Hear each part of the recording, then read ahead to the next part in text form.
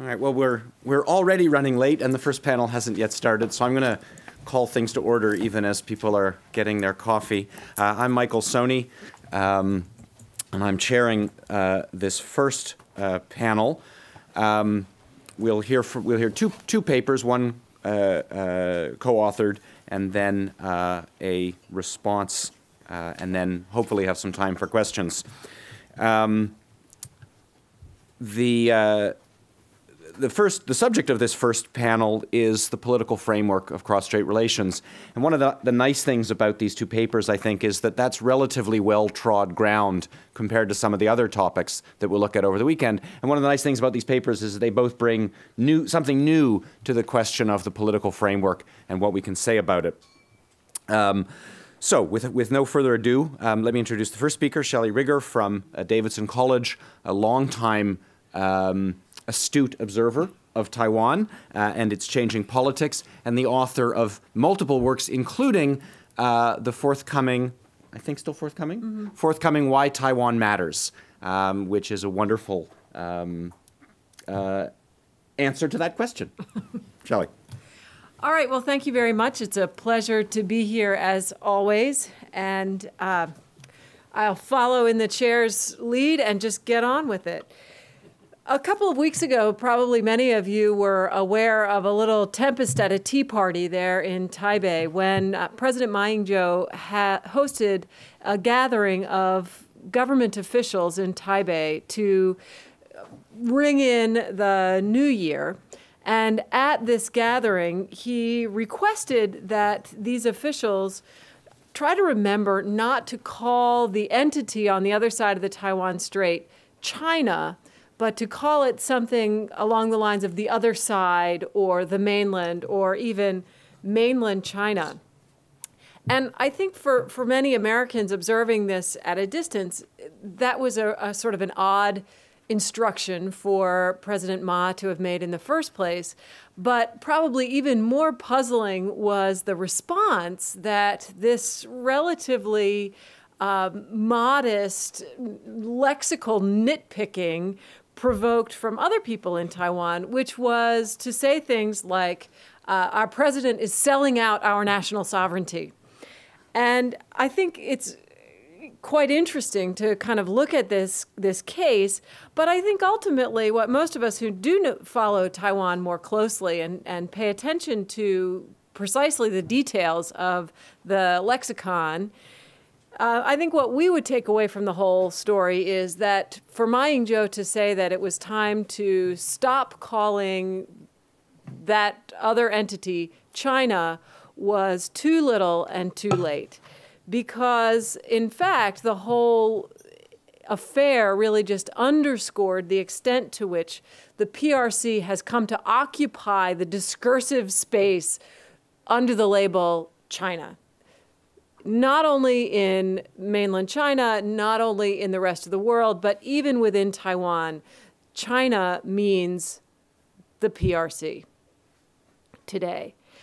But that has not always been the case. And what I want to do in my paper for this volume and in my remarks to you today is to trace the shift in the meaning of China within Taiwan's internal discourses from an understanding of China as something that was internal to Taiwan, specifically the Republic of China and its attendant features, primarily the dominant position of the Kuomintang as the political party in power and the privileged social status of the mainlander or Waishenren group. The shift, what I want to trace is the shift from that understanding of what China means among Taiwanese people to the current understanding of China as something that is outside Taiwan, specifically China as the PRC. Whoops. So in 1949, when the Kuomintang arrived in Taiwan permanently, they really set about constructing a China within Taiwan. And to inculcate a Chinese identity among the Taiwanese people, the Kuomintang used education, mass media, propaganda, and so on. And we all know this story. This is an old and familiar tale.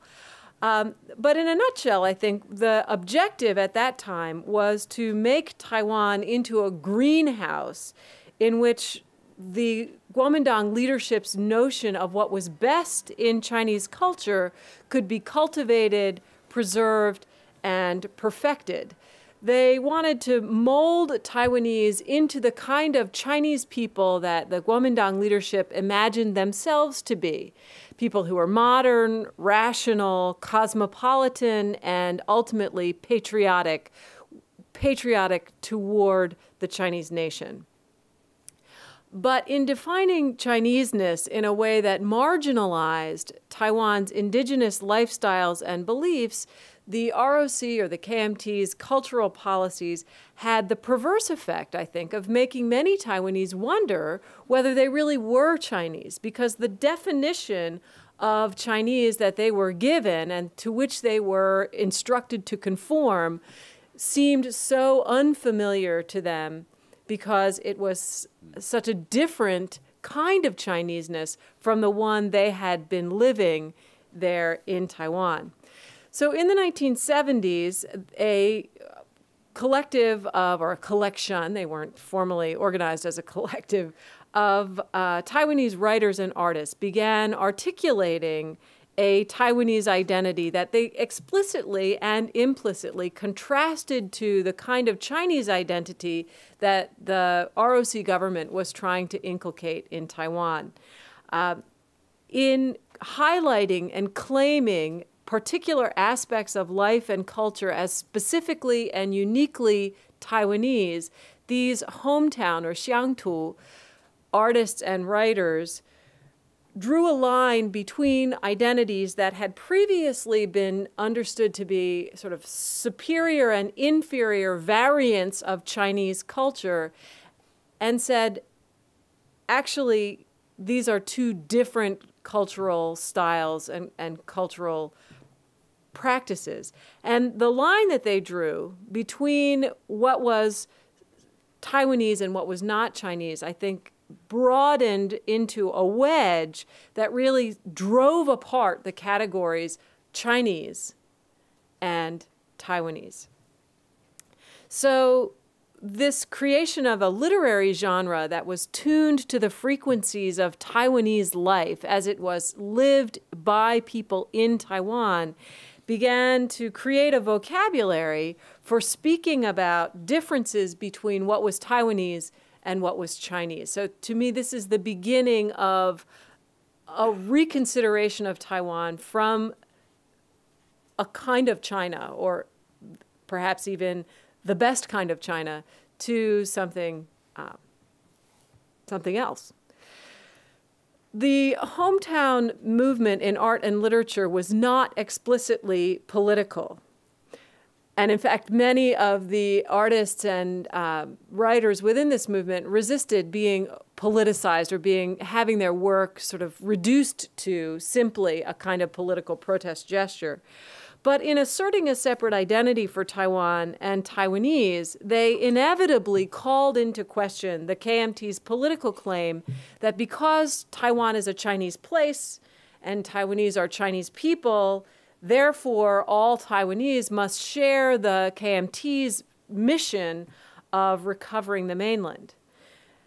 With that claim in doubt, Taiwanese began to ask, if we're not Chinese, if we have this other identity that we can see reflected in books and stories and even films, why are we locked into this political arrangement that privileges China ahead of Taiwan and privileges the unification of China ahead of Taiwan's realizing its own destiny? At the same time, Taiwanese were beginning to question the KMT's definition of Taiwan as a Chinese cultural entity that was destined to reunify with the rest of China. There was a much more overtly political movement brewing. as well. And that was a movement for democratization. And again, democratization is a story we all know. But I would argue that the political reforms, the early wave of political reforms, particularly those under Jiang Jingguo in the late 1980s, didn't ultimately satisfy the opposition, the Dangwai and then DPP and those affiliated with those movements, because those early political reforms did not sufficiently address this privileged status that China enjoyed in the ROC's institutions and ideology. So what you see in the early 1990s is the DPP really focusing its activism, and the opposition movement in general, focusing its activism on dismantling the structures that reinforce the privilege of China within Taiwan's political life. At the same time, the opposition was pushing to remake Taiwan's political institutions on a less Sino-centric blueprint. Democratization was also changing the ideological environment in Taiwan, in part because the lifting of martial law and other reforms aimed at opening the marketplace of ideas within Taiwan created just this avalanche of discourse questioning everything, including the identity of Taiwan as a Chinese place and the destiny of Taiwan to unify with the mainland. Nonetheless, despite all of these exciting changes that were occurring both institutionally and ideologically, by the early 1990s, many people in the Democratic Progressive Party particularly were frustrated by the slow growth of their own the party membership and also the party's vote share. And they began to look for an issue, a new political issue, that would propel this party into majority status. The democratic reforms that had really given the DPP its first burst of momentum as the party pushing for a democratic political system, those democratic reforms were actually mostly implemented by 1992 anyway. And it seemed that Li Denghui and, to a lesser extent, Jiang Jingguo were getting the credit for democratic reform, almost more so than the DPP itself. Economic issues, which were another option for the DPP to pick up as a way of increasing their popularity, tended to divide the party's base, which was a cross-class coalition of business, labor, and these post-materialists, so environmental, feminist and other kinds of constituencies that denied the party any kind of obvious shared economic preference or interest. It was the identity issues then that gave the DPP a way forward beyond democratization to build its support base, because on identity issues, there was broad agreement within the DPP base on certain goals. So the challenge then in the early 1990s for the party was to formulate a position on these identity issues that would emphasize the DPP's role as the embodiment of the Taiwanese people and their independent destiny, while avoiding what was still in the early 90s a very dangerous kind of third rail in Taiwan politics, which was Taiwan independence. In 1991, a very significant reform occurred, which really, I think, changed this calculus. And that was the ROC government stopped enforcing its blacklist against the return of exiled Taiwanese political activists to Taiwan. And what happened over the course of 1991 and for a couple of years thereafter is this stream of Taiwan independence movement leaders from all over Europe and America and Japan to some extent. These people started pouring back into Taiwan. They did not share the Taiwan-based activists' anxiety and discomfort with advocating directly for Taiwan independence. They'd been doing it for years overseas, and they were eager to introduce this issue in Taiwan. And they thought that independence would excite voters in the way that democratization had excited voters earlier and would bring a surge in DPP popularity. And in 1991, they persuaded their colleagues within the DPP to kind of give this independence thing a try. So in 1991, the DPP added a plank calling for Taiwan independence to its party charter. The point of all of this is simply that the debate over how far the DPP should go toward endorsing independence was, as of 1991, a debate about domestic politics. It was about testing the limit of the KMT's tolerance for this kind of activism. Whether or not Taiwan independence was going to fly with Beijing was not the issue that Taiwanese political activists were really primarily concerned with at that time. The 1996 presidential campaign, I think, really exposed was in some ways the high point for the competition between independence and unification as sort of end state proposals for what direction Taiwan might pursue. At one end of the spectrum of candidates stood two strongly pro-unification advocates. At the other end of the spectrum stood Peng Mingmin, the DPP nominee for president, who campaigned on a platform calling for formal independence for Taiwan. And then at the middle of the spectrum was Lee Teng-hui. And Lee Teng-hui was basically trying to navigate the territory between independence and unification. His hope was that it might be possible to find a way to engage the PRC in a relationship that would reduce tensions in the Strait and buy time for things to develop in a direction that might in the future allow for unification. But in the meantime, Lee Teng-hui wanted to find a way to protect Taiwan while the PRC was doing its changing and its evolving. And the mode he came up with for defending Taiwan in the interim was reaching out to the international community through this policy of pragmatic diplomacy. Again, compressing lots of information that we all know into half a sentence, one consequence or one manifestation of pragmatic diplomacy was President Lee's trip to Cornell in 1995, which revealed or exposed or brought to the surface the reality of the PRC's position, which was that this kind of an approach was totally unacceptable to the Beijing government. And after President Lee's trip to Cornell, and then in the run-up to the 1996 presidential election, the PRC government made its displeasure known in the most vigorous and unmistakable kinds of ways.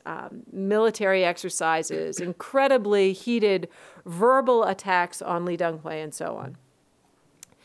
If Beijing's goal was to defeat Lee Teng-hui at the ballot box, obviously its strategy failed, right? In a four-way election, he got 54% of the vote.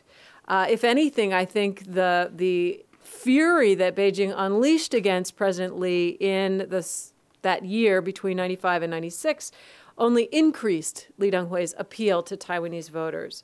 To Taiwanese, Lee Teng-hui was not at all extreme, and he was not someone they associated with the independence cause at that time. Peng Mingmin, yes, he was a real independence guy, but Lee Teng-hui, no. So while I think China's military intimidation in 1995 and 96 didn't defeat Lee Teng-hui or convince Taiwanese that they should hurry up and unify with the mainland, it did have a very important consequence. It showed Taiwanese that the apparent newfound friendship between Taiwan and the mainland that had blossomed between 1987 and 1995 was shallow and fragile, and it forced them to confront a painful reality, which was that the PRC was serious about unification, and that whether or not Taiwan would become an independent entity, an independent nation, was not, in fact, a matter of internal domestic politics. It was not about persuading the KMT to endorse independence, that there was this other hurdle beyond the KMT that was ultimately far more difficult to clear. So I would say, in a sense, you know, the DPP was like a prisoner in a jail cell, dug its way out through the floor of the cell and surfaced only to find itself still in the prison yard with armed guards on the perimeter wall. And I'm out of time, so I won't sort of take you through 2000, 2004, 2008, but simply say that I think that is where we are today, in a totally different discursive environment, in which the idea that figuring out how to solve Taiwan's China problem is something that can be accomplished through domestic debate and discussion. That period of Taiwan's history was real, but it is over. And that today there is a universal understanding that figuring out what Taiwan's relationship with China can be, ought to be, will be, is a matter of dealing with the China outside, which is to say the PRC. So when President Ma said, you know, don't call them China, call them the other side, he just was really underscoring the extent to which the PRC has become China. And by extension, then, Taiwan has become Taiwan, and the relationship between them has really shifted to a different footing. So I'm just going to drop it there and move on. Thanks very much, Shelley. Thanks for a very interesting paper, and thank you for keeping almost to the second to your 20-minute time. We'll move right on to our next paper, jointly authored by Lowell Dittmer and Yu-shan, the former a longtime teacher at Berkeley, and the latter a Berkeley graduate. Well, he's more than that. No, please. No. Okay. I presented it last time, so Yu-shan will take the honor.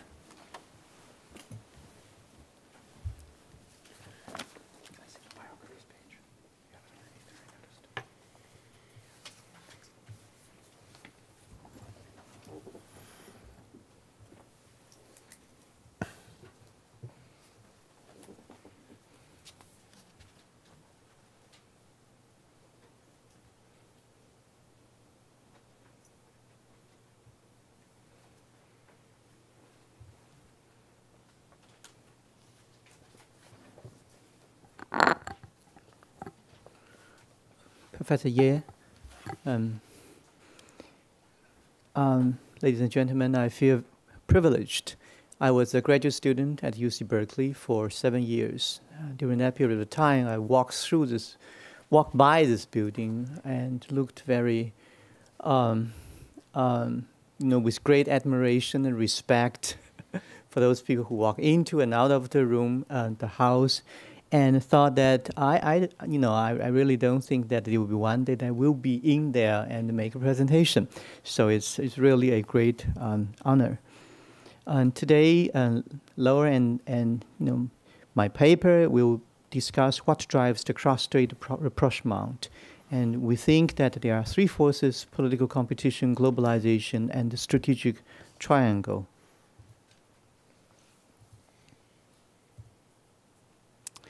The rapprochement between Taiwan and mainland China since the inauguration of President Ma In-jeou has three roots. The first one is domestic politics in China, Taiwan, and the United States.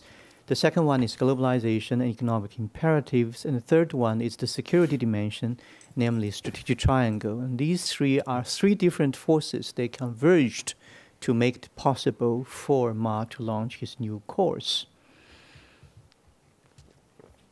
But then there are also constraints in exactly the same three forces that make the relationship between the three forces and improvement of cross-strait relations a contingent one, a conditional one. And so the relationship is still fragile.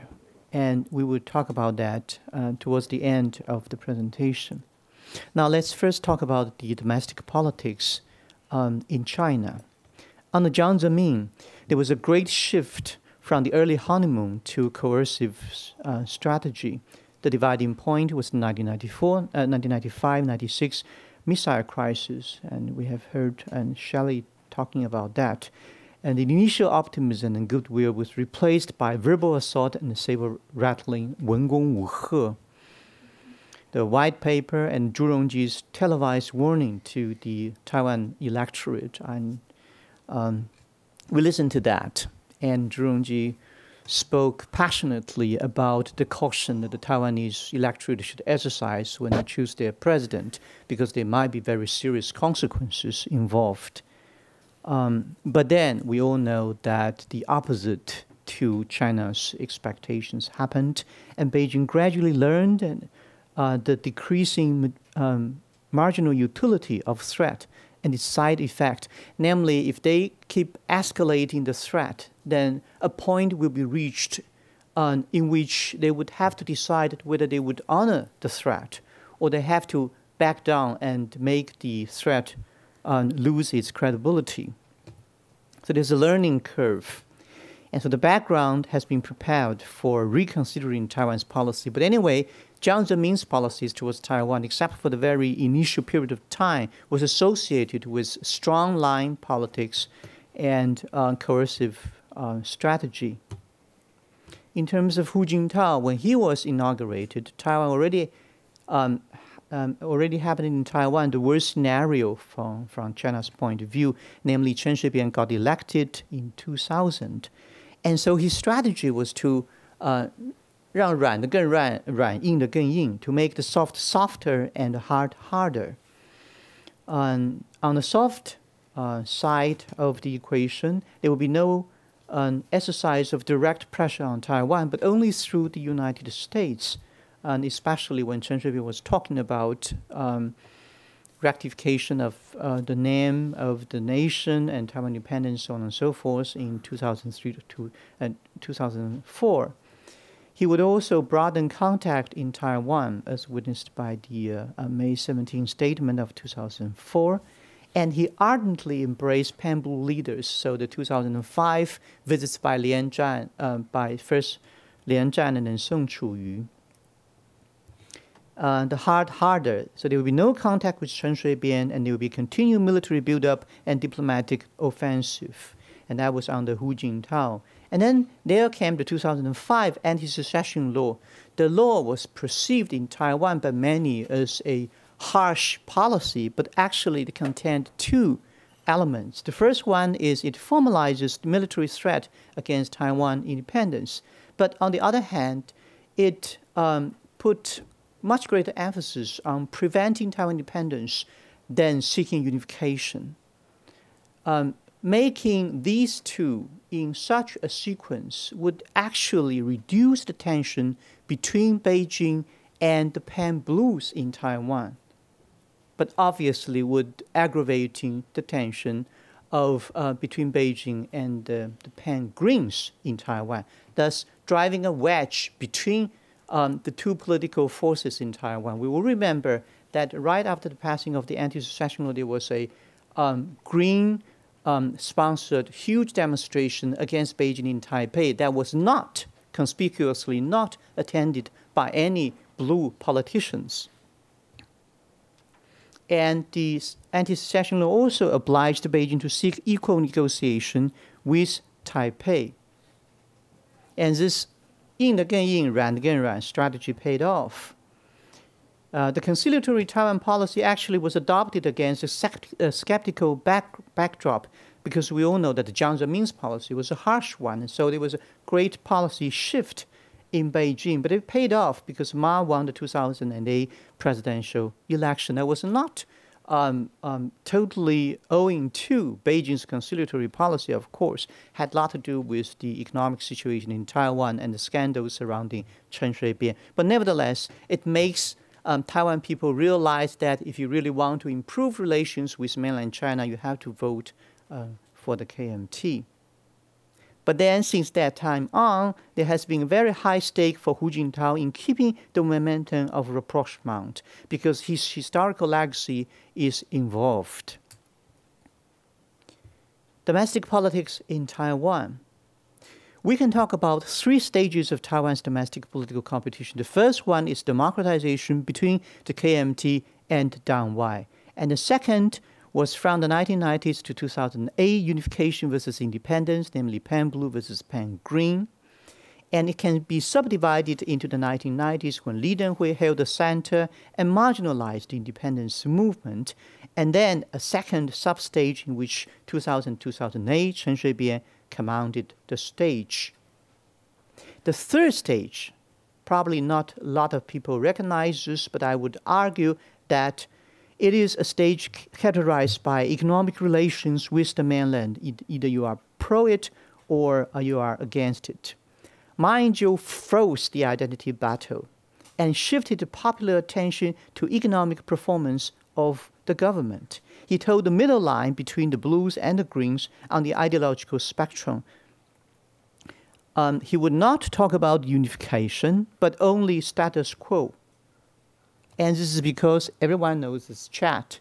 Taiwan's changing national identity, this is exclusively Chinese, and this is exclusively Taiwanese. I'm sorry, this is both, and this is exclusively Taiwanese, and this is exclusively Chinese. It has been on a constant decline. And Taiwan politics has been actually characterized by the duel between these two forces. Either you think yourself to be both a Chinese and Taiwanese, or you consider yourself to be exclusively Taiwanese. And we are seeing that actually after 2008, the exclusively Taiwanese identity has been surging ahead of the both identity. In any case, we are seeing in Taiwan a dramatic change of the identity, and this is exactly what Shelley has been talking about. And if you know this picture, and President Li Denghui actually knew it very well, he knows that he has to put himself in a position that would not antagonize the Taiwanese identity.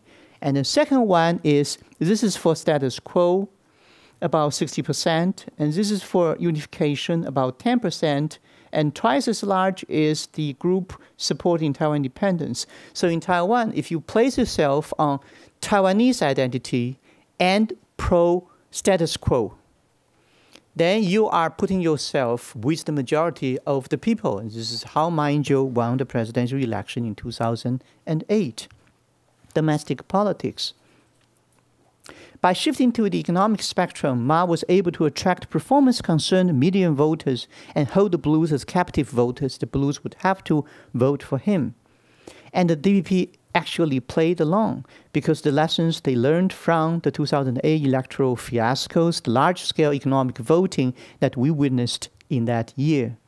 So they toned down ideological fervor, emphasized there was an emphasis on the economy. This is the Tsai Ing-wen line. She was generally perceived as realistic, not emphasizing identity cleavage, not insisting on Taiwan independence or rectifying the name of the country, but on concrete economic on people's well-being and so on and so forth. So we are seeing this duel between the KMT and the DPP, not on identity, but on whether it is good to deepen economic integration with mainland China. So this is the third cleavage, political cleavage that we find in Taiwan politics. And the reason why this is possible to partially at least replaced the identity cleavage is because of Taiwan's own economic malaise. People were susceptible to the argument that cross-strait relations should be viewed primarily in terms of their impact on the economy instead of identity. But why was that? And this is Taiwan's economic performance. As we can see, before 2001, that is when Chen Shui-bian controlled the whole political scene, and in 2000 we have partial control by two political parties. Taiwan's unemployment rate averaged about 2.2%, and after that, 4.4%. And before that, Taiwan has quite high economic growth rate, and it plummeted in 2001 and also again in 2008. Had to do with global situation, of course, but the economic growth rate dropped and the unemployment rate doubled. And as you can see, Taiwan is not slowing down significantly. In terms of per capita income, in 1999, Taiwan was way ahead of South Korea, but in 2004, we got surpassed by them. And in 2009, they were quite ahead of us in terms of comparison with Singapore and Hong Kong, way ahead of Taiwan. Even mainland China has been surging ahead, and Taiwan has been significantly slowing down. Now, this for the people in Taiwan who were used to high economic growth and low unemployment rate is a very difficult fact to swallow. And so they really wanted to elect a government that can deliver economic goodies for them. And that's why Ma Ying-jeou can concentrate on the economy and persuade people to view cross-strait relations primarily in terms of its impact on the economy instead of its impact on the identity. But right now, Taiwan is still in the transition phase between the two stages. There can be two scenarios. The first one is the economy will successfully replace its identity as the defining cleavage.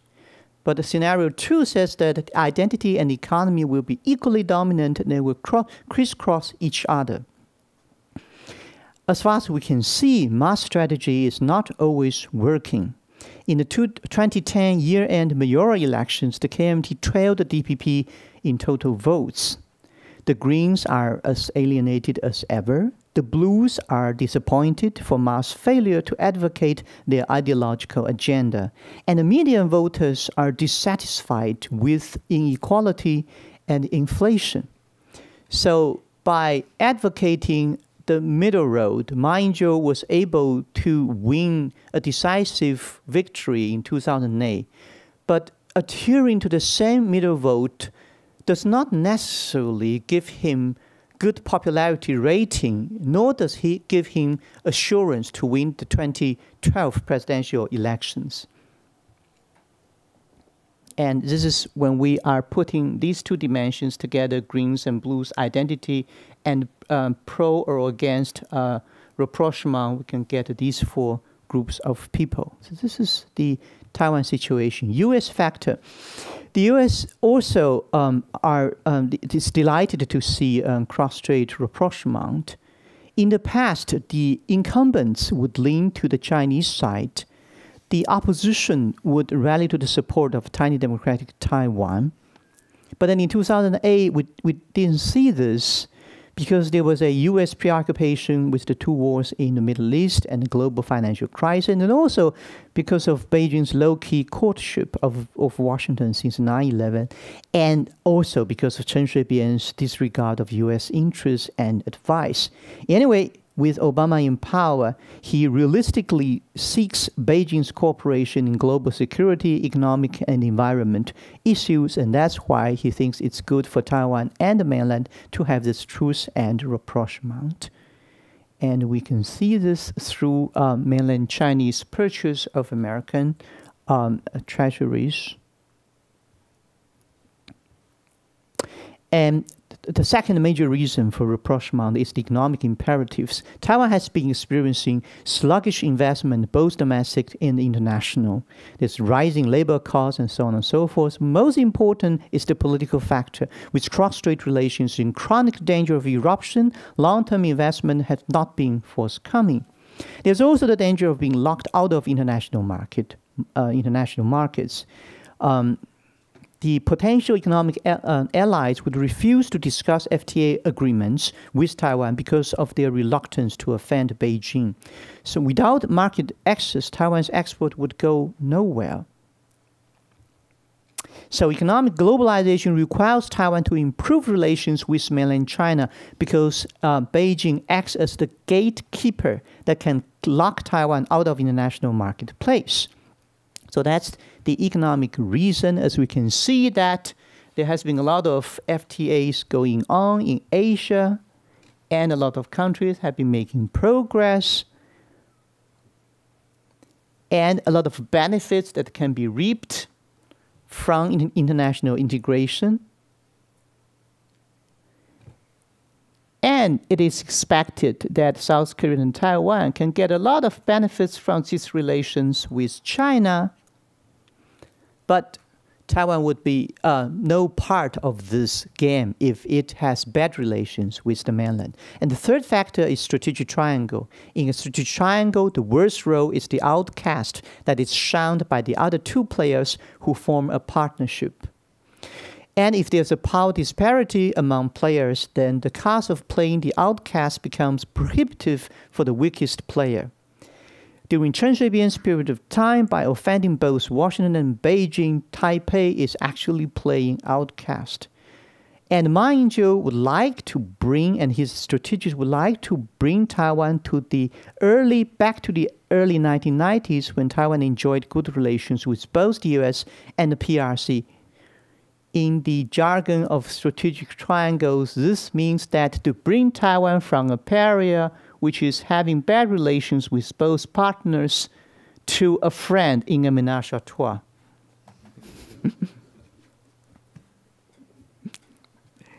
Exactly because Mao wants to capture the friend position, his government is highly conscious of the U.S. concern that he over-tilts, and so there will be limits on Ma's tilts and high sensitivity to U.S. needs.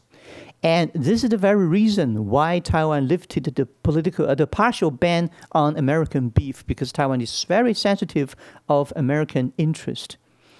And in this strategic triangle, the U.S. would have to be happy with Cross-Strait Rapprochement.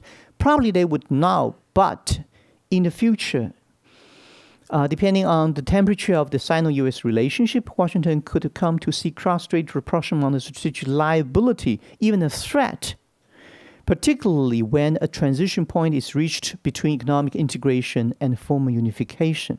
And the PRC would have to be happy with this quasi-marriage with Taipei, even though they are quite angry about U.S. interference in terms of continued arms sale to Taiwan. So we have talked about the three forces. We will look into the future, and I will be very soon coming to the end. Domestic politics must desire to appeal to the median voters with concrete economic performance may actually make him think twice about his mainland policy if Taiwan's economy fails to revive rapidly and in a sustainable manner as promised by Ma himself, or if the growth is offset by rapid deteriorating distribution and inflation.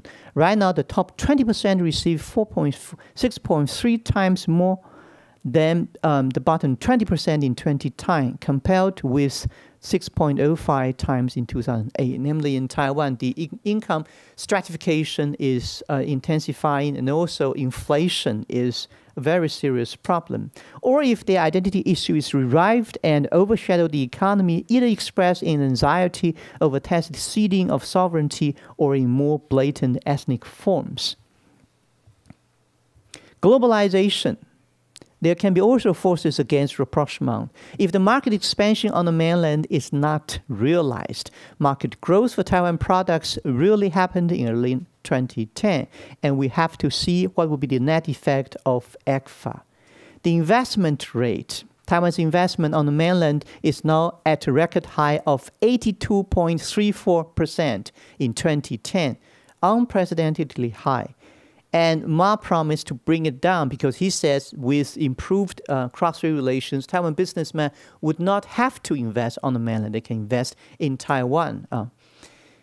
The mainland investment on Taiwan remained very low, and the foreign investment growth in Taiwan is still negative for 3 consecutive years, 2008 and 2009 and 2010. Only domestic investment has been booming. And finally, access to international market. Right now, Taiwan is talking with Singapore over the EPA talks. We have to see if that brings concrete result. And as we can see that the Taiwan's investment on the mainland has been skyrocketing. Finally, strategic triangle. Taiwan needs to keep a balanced position to evade Finlandization in the strategic triangle. And the U.S. would have to see mass counter-tilts, namely mass tilts to mainland China, but then it has to also offer counter-tilts to the United States to continue its endorsement of rapprochement. And the PRC would have to tolerate continued military ties between Washington and Taipei for it to continue this rapprochement. And we know that there will be greater pressure on Taipei if the U.S.-PRC relations sours. So finally, because the political, economic, and security forces are contingently related to cross-strait rapprochement, Taipei-Beijing ties are vulnerable and fragile. Thank you very much. Thank you very much, Yu-shan. And for comments, Peter Lawrenson from Berkeley. Okay, well, thank you for inviting me to comment on these papers. It was really a pleasure to read such well-informed and I think also very complementary papers. This session was labeled Politicking, and I think if you, from the presentations and from reading the papers, it's interesting that while this is about politics, in very important ways, we see that the political actors here are being pushed by sort of underlying social changes as much as, or perhaps more than they are themselves taking action to really change society. And that, I think that nicely sets the stage for a lot of the very ground-level analyses that we'll be seeing in the presentations the rest of today and tomorrow, sort of see how people's lives are actually lived, which is very much reflected in the politics. Along with, I guess, the majority of Taiwanese business people, I kind of defected to the mainland from Taiwan in 1994 and haven't been back since 1996. So I'm not fully informed about all the details here.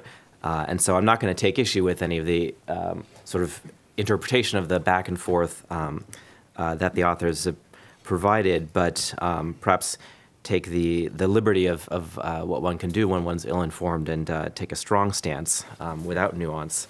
And that seems that while the relationship has had ups and downs, often sparked by the actions of particular leaders, economic movements from year to year, the overall trend has very much been towards closer links, and it seems like everything's in place for that to continue, but very much in the sense of rapprochement as opposed to anything that in the near-term future would look like reunification. And furthermore, I think that's sort of given China's decision to reform and re-enter the world and the economic growth that's resulted, it's hard to see anyone involved having really gone in any other direction, short of sort of disaster scenarios involving military conflict between Taiwan, China, and even the U.S. Looking at the Taiwan side, I think we've seen that actually much like U.S. politicians, that they find it very convenient to complain about China and to take a strong stance when they're out of power, but as soon as they're in power, they have to make the diplomatic decisions and they become much more conciliatory. And so the sort of the international pressures become dominant when you actually have to make the real decisions. I think that seems to be in evidence with Chen Shui-bian, and that's very optimistic, I think, from the Chinese side, that regardless of what anyone says, they will be reasonable once in power, more or less. And I think this is even more true for Taiwan than any other country, since from an economic perspective, there's not a whole lot of other choices for them. There's no country in Asia could really afford not to take advantage of interaction with the region's main growth engine, which is China. As Professors Wu and Dittmer have noted, they can't even try, it's very difficult for them to even try to form links with other parts of Asia at the expense of China, because there's no way China would permit that, and therefore the potential partners would not cooperate. So despite, I think, poll results that show that there are losers from the economic trends in Taiwan and people with real concerns, I think whoever's in charge of Taiwan, again, is going to have to take into account that there's really there's no path to growth that doesn't involve very close integration with China. And furthermore, despite, again, the political pressures from those who may lose out from this trend, there are also equally strong countervailing pressures from the many, many Taiwanese businessmen who are making a lot of money in China and are very actively engaged with the region. Regarding identity, I also see, despite the sort of, regardless of the activism of individual artists and politicians and thinkers, that the kind of assimilation to collective Taiwanese identity seems fairly inevitable to me. We look at countries around the world, but in Guangdong, for instance, the Hakka and the Bandiran put a lot of effort into killing themselves, or killing each other, a few hundred years ago. But now if you go to San Francisco, where all of a sudden they're a Chinese minority faced with a whole bunch of people of much, much different ethnicity, now they're all in the Chinatown parade together. And that's, I think, kind of what we're seeing in Taiwan. There's only, when you get out of the jail cell and you realize there's a much bigger jail, then perhaps the other guy in the other bunk in the jail cell, that person may have seemed really annoying yesterday, but now he seems like a familiar friend and someone you have to work with once you're out in the yard. Then on the China side, I think it's clear that actually invading Taiwan would be disastrous for both sides, and I think is not a decision they'd make short of some sort of disaster scenario of economic collapse and an appeal to hyper-nationalism to desperately stay in power. And I think they know that both carrots and sticks are needed. So who is in a position to reach out now, because everything that Jiang Zemin did has indicated to the Taiwanese people that there are very strong constituencies, both in the elites and among ordinary people in the PRC, that would view it as intolerable to have an outright declaration of independence. But in light of that, and in light of I think it's actually not inconsistent to have a whole bunch of missiles pointing at Taiwan and to have a lot of economic interactions, because by putting the missiles there, who is in a position to say, I'm being tough, we're not going to let them go too far, and we can focus on being nice in the areas that are mutually beneficial. So to sum up, I see a lot of really macro trends that very much push towards rapprochement. I think, again, as Professors Dittmer and Wu said, that a lot of these things very much stop short of anything that could actually lead to reunification in the short to medium term, at least. And I'm sure there will be many ups and downs. And for anyone who's reading the newspapers in Taiwan every day, if they get a 2-sentence summary of what I just said, they'd probably say that's ridiculous. There's so much more going on. But nevertheless, I think that is broadly where things are going. And now I leave it to the more informed people to react and correct me. All right. Thank you, Peter. Each one of our workshops has seemed to have a kind of animating metaphor, and indeed Mobile Horizons was the animating metaphor of the second workshop. I don't know if The Great Escape is going to be the animating metaphor for this workshop. We have about 15 minutes left for questions. I'll field questions. Yes, in the back. Well, historically, Taiwan had very strong restrictions on mainland investment in Taiwan. And I wonder, has this changed significantly in terms of the not just de facto, but the legal situation in terms of in mainland investments in Taiwan?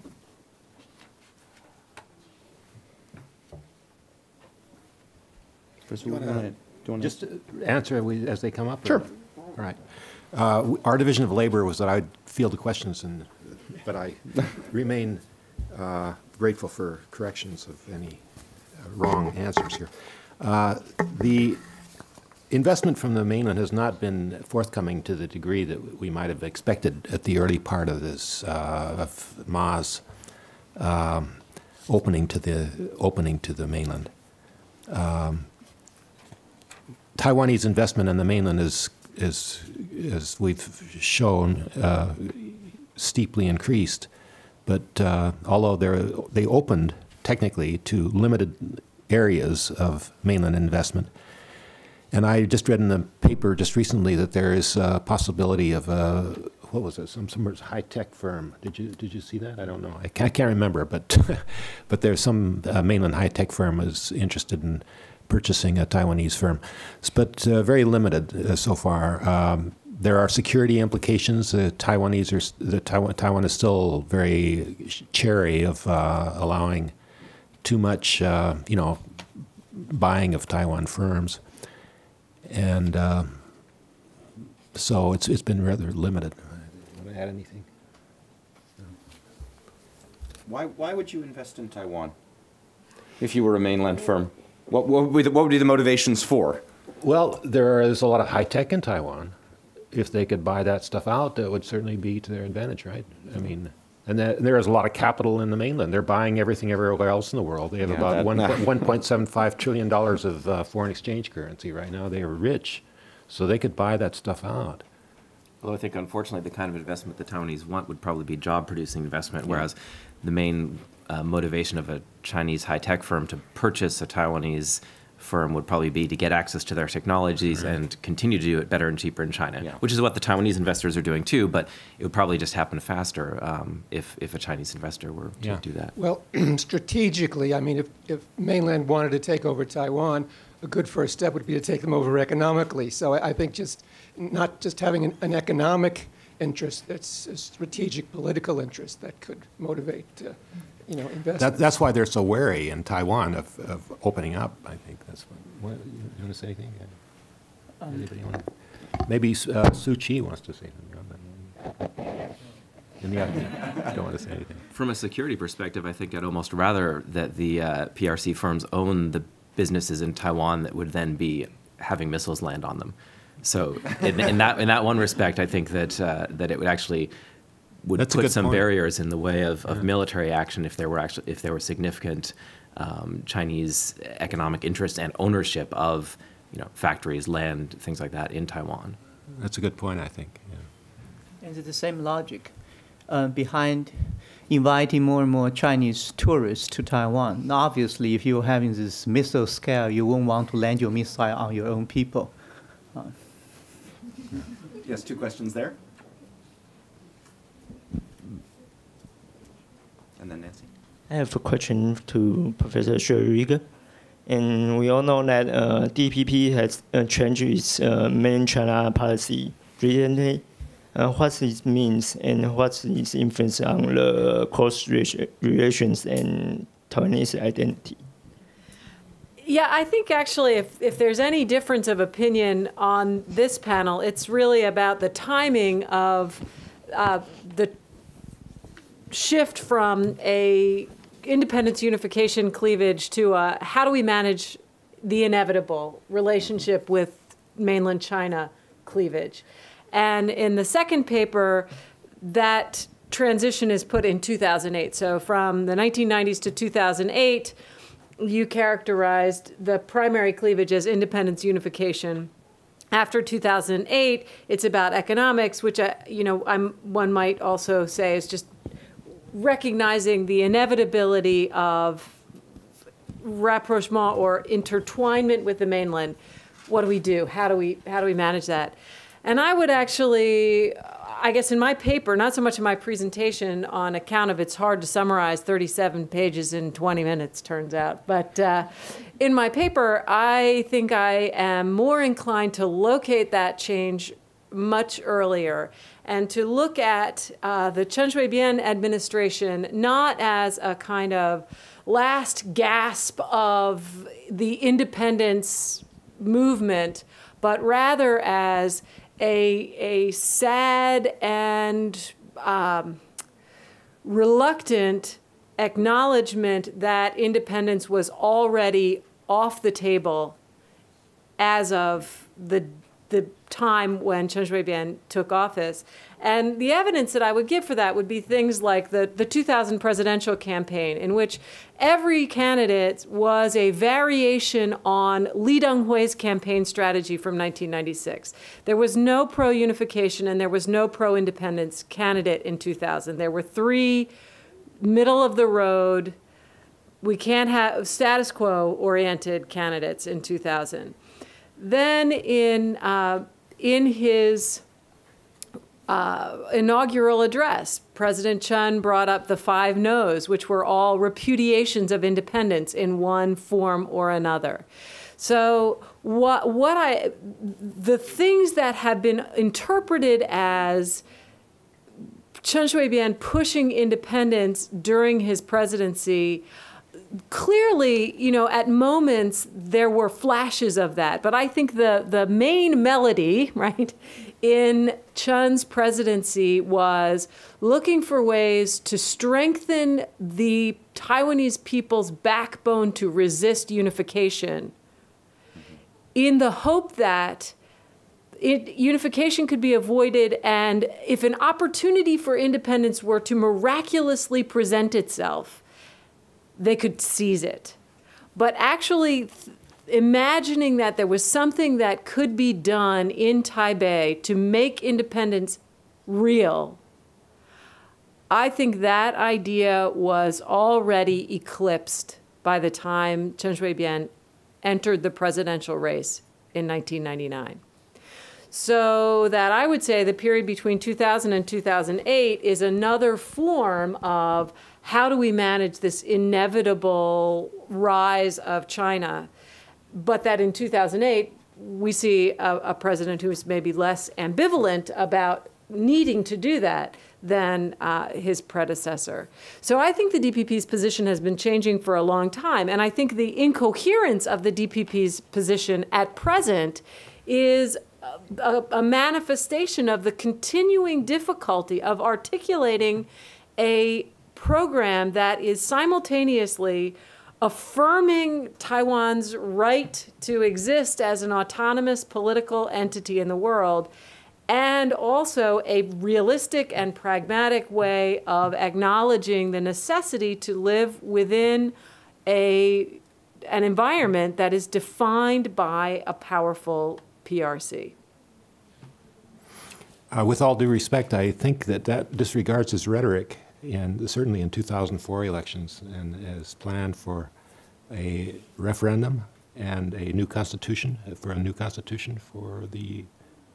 for Taiwan, which does the rhetoric. I think Shelley's absolutely right that he was torn between these forces, the integrating with the mainland, and his background, which was Taiwan independence, and his constituency, part of which was hardcore Taiwan independence. So I think he vacillated. But certainly, as she said, there were flashes, I think especially in the 2004 election, in which he was very outspoken, and he played the independence line, I think. So maybe we can discuss that further. Quick response or yeah, questions? no, Very quick. I would call those things exactly the flashes and the sign of the ambivalence. But I think maybe what I would also say is that the Chen Shui-bian is an epiphenomenon, but the underlying current in public opinion had already moved in that new direction. But I agree with you that this is not a story where all the evidence is going to line up. All right, let's have 2 more questions there, and then Nancy. Yeah, I just want to put in a short historical note and then something very present in the military security issue. In the 70s, we were supportive of a Taiwan friend who worked at Sandia Labs, and he was advocating, before DPP was on the map, for Annette Liu, who was in jail in those days. And then raised that because I was just in Hawaii at the Pearl Harbor, the new exhibit this year, and the framing of the whole history of the U.S. and Western powers in Asia Pacific as presented in the new Pearl Harbor exhibit.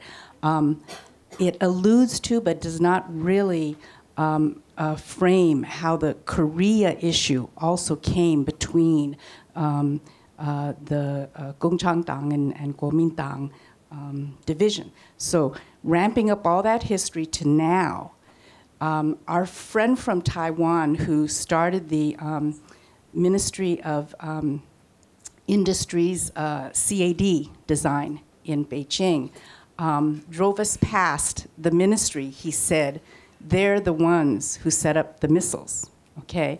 So I would like to ask Wu Jiaoshi what he said, the point you made about PRC must accept the continuing U.S. arms sales to Taiwan. As I understand, Taiwan and Israel are the smallest amounts of territory with the most U.S.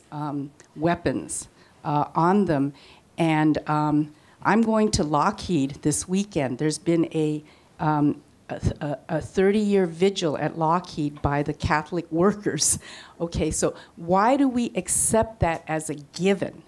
William Hartung has his new book on Lockheed Martin and the military-industrial complex. And when you look at all the economies, the American economy, the global economy, why is that a given that the security of having all those arms on Taiwan or Israel is guaranteeing security? Because, you know, I'm a grandmother now, and I just like, and my family has been through, like many Chinese families, the results of all these historical civil and foreign wars. So the point being, Lockheed Martin could give up a few sales. We've got the question, so maybe we could get an answer. Thank you. Well, when I said that the PRC would have to tolerate this continued military purchase and so on and so forth between Taiwan and the United States, what I'm saying is simply that if it does not tolerate, then the ménage à trois will break. So that's a simple causal relationship between the two. Instead of saying that I think that buying more American weapons is actually good for the situation. But in reality, the continued armed purchase relationship between Taiwan and the United States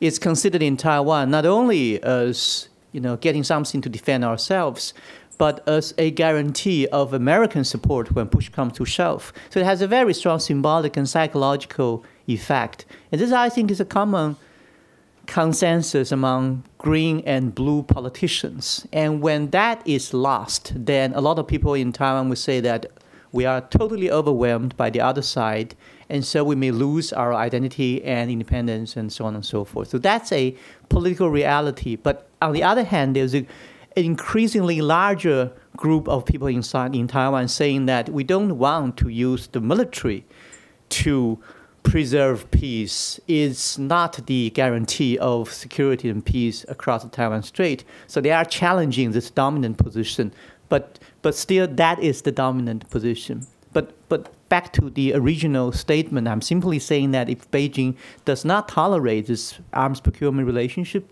between Taiwan and the United States, then ménage à trois will break. Last question, Professor There Tucker. were bubble tea protests.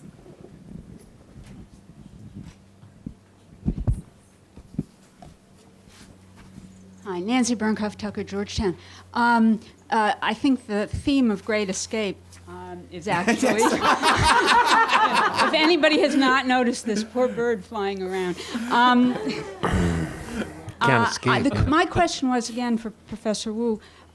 You made a statement in passing that the issue of balance between U.S.-Taiwan and Taiwan-China relations is very important. And I'm undercutting myself because I was going to talk about that tomorrow. But you suggested that Ma Ying-jeou understands that he has to balance these things, and that has gone well, I think you said. And my own observation, perhaps being inside the Beltway is not healthy, but that there is a lot of unhappiness with President Ma because he's not doing that, because he is tilting too much towards China and not taking Americans into his confidence the way he might. In fact, the interesting point was made to me that Chen Shui-bian was more open to, early on at least, working with the United States than Ma Ying-jeou has been. So I'm interested to know how many people would agree with you rather than me in Taiwan, and are you confident that the Ma administration can maintain the balance? Nancy, who do you see as articulating these thoughts? The U.S. government. The U.S. government? I mean, not formally, but a lot of people who deal with China and Taiwan issues in the U.S. government and various agencies, right, I think, are very concerned about the situation. I thought the Obama people favored the Ma course. I'm not suggesting that they don't like Cross-Strait's rapprochement. They do. I see. But it's just going too far? No, I'm making a different point, that they would be more comfortable with it if they felt that Taiwan was being more open about its positions and how these agreements and negotiations were progressing.